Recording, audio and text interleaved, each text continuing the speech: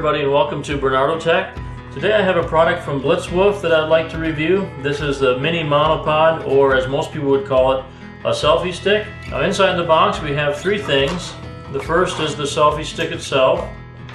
Second is some instructions, and these are in English. In fact, they're only in English, something you don't see too often. And finally, we have a little carabiner clip here, and it has a screw on it which can go in the handle of the selfie stick.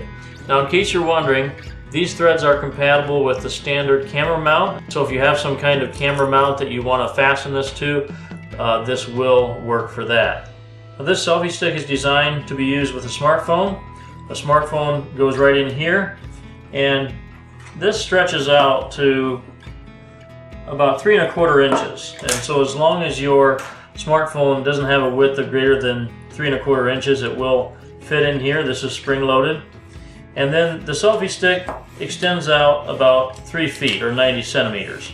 And basically what you can do is you turn it to unlock it, and then you pull out these sections, and then you can lock them by simply twisting it the other way. And that's nice because when you have it fully extended, it won't slide in and out on you. It'll stay put while you take a photograph. Now, this is a wired selfie stick. You can see it has a wire with an audio plug on it here, and that plugs into your smartphone. And then as long as your smartphone is compatible, you can take the picture by pressing this button here, which activates the shutter. Generally speaking, as long as your smartphone camera app allows the use of the volume up button to use as a shutter when the camera is active, it should work with this. But there are a few exceptions to that. I tried this with an iPhone 5, I tried it with a Samsung 4 Active, and I tried it with this phone, which is a Moto X, a first generation.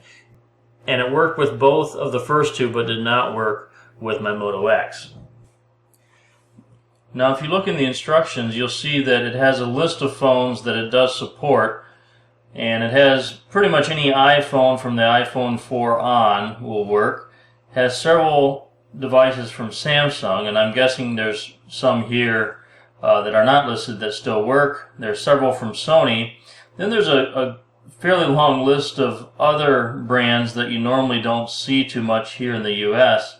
Then finally at the bottom it mentions that it doesn't support any type of HTC device. Now obviously, even if your phone isn't in this list, it's quite possible it'll work. You just want to check to see if your camera app supports the use of the up volume button to snap a picture. If it doesn't do that by default, you can look in the settings of the app to see if there's an option to use the volume button as the shutter button. Now, even if you find that your phone doesn't work with this stick, you can still use it. You just have to use the self-timing feature of your camera app, or obviously if you're using video, you can just start the video and then you can chop off the beginning and end in post-production. Now, as far as the characteristics of the stick, it does seem quite sturdy. It's some kind of aluminum. It's very, very light, but it's quite sturdy. It doesn't move around or sag or anything like that when you're holding it out. And I certainly am not one to take many selfies, but sometimes I'm out with the family and want to get a picture of all of us, and it's pretty difficult to do that without some kind of a selfie stick or obviously someone else to take the picture. This really allows you to extend the camera out and get everybody in the frame a whole lot easier than you can simply holding the camera out without the stick. I found this also works fine if you're hiking or you're walking somewhere and want to get some video footage of yourself narrating or talking.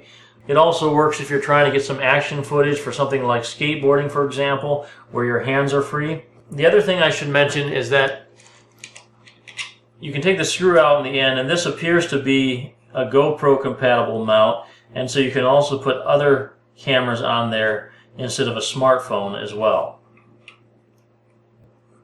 So that's pretty much all I have to start with. I'm going to be taking this out on a couple of hikes this fall with the family and get a few snapshots with it.